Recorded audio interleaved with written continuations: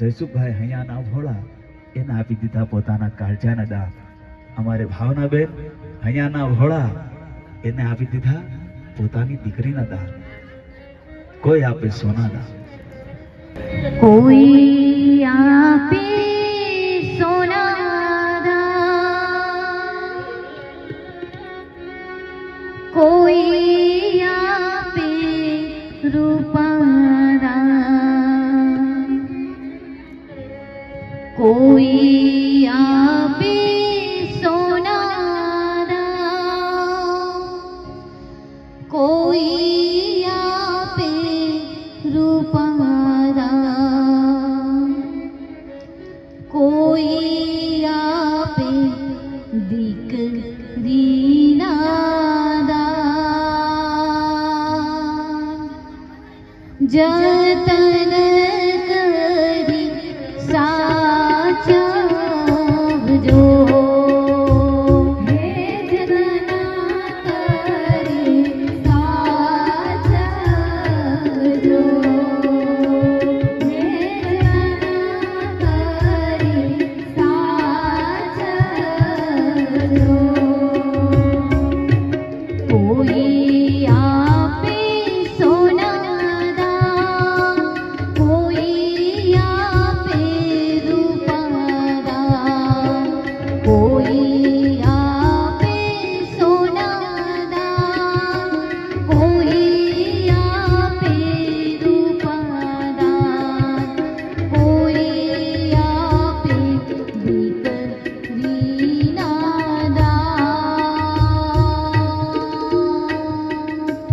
જતન કરી સાચવજો, હે જતન કરી સાચવજો, હે જતન કરી સાચવજો. સાહેબ એક દીકરી હસતા હસતા એના પિતાને પૂછેલું, હે પપ્પા હું તમને કેટલી વાલી લાગુ? અને ત્યારે બાપે જવાબ આપ્યો કે બેટા તું મને બહુ વાલી લાગે. ખરેખર પપ્પા હું તમને બહુ વાલી લાગુ? હા બેટા તું મને બહુ વાલી લાગે. કેમ આજે આવું પૂછે છે? ત્યારે દીકરી એટલું કીધું કે પપ્પા હું તમને ખરેખર બહુ વાલી લાગતી હોઉં તો તમે મને વિદાય શું કામ આપો? ત્યારે સાહેબ આ દેશનો બાપ દીકરી ઉપર હાથ રાખીને એટલું કહે, આંખમાં આહુડા છે, બેટા તું તો મારો શ્વાસ છે, પણ દીકરી શ્વાસને જો હું રોકી રાખું ને તો પણ મારું મૃત્યુ થઈ જાય, શ્વાસને છોડી દઉં ને તો પણ મારું મૃત્યુ થઈ જાય. દીકરી હું શ્વાસને રોકી પણ નથી શકતો, શ્વાસને મૂકી પણ નથી શકતો. એવી જ રીતે દીકરી તને ઘરમાં પણ નથી રાખી શકતો, તારી વિદાય પણ નથી કરી શકતો. એવી દીકરીનું કન્યાદાન થઈ રહ્યું છે.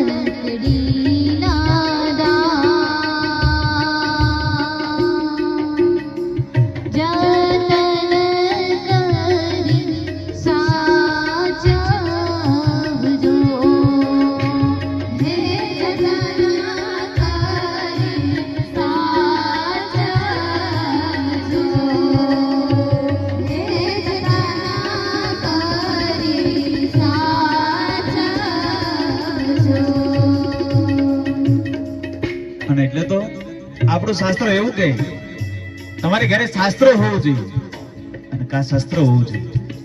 પણ જો આ બંનેમાંથી એક પણ ન હોય ને, તમારે ક્યાંક દીકરી હોય ને, તો તમારે શાસ્ત્રની પણ જરૂર નથી રહેતી ને શસ્ત્રની પણ જરૂર નથી રહેતી. કારણ ભગવાન રામને કદાચ દીકરી નહોતી ને તો હાથમાં એને ધનુષ્ય લીધું. ભગવાન કૃષ્ણને પણ કદાચ દીકરી નહોતી ને તો હાથમાં સુદર્શન ચક્ર લીધું. પણ જો તમારે ક્યાં એક દીકરી હોય ને તો તમારે અંબાની પૂજા કરવાની જરૂર નથી રહેતી. તમારે માં ખોડિયારની પૂજા કરવાની જરૂર નથી રહેતી. કારણ તમારા ફળિયામાં જે રમે છે ને સાહેબ, એ માં ખોડિયારનું રૂપ છે, એ માં દુર્ગાનું રૂપ છે. અને એવી દીકરીનું જ્યારે કન્યાદાન થતું હોય ને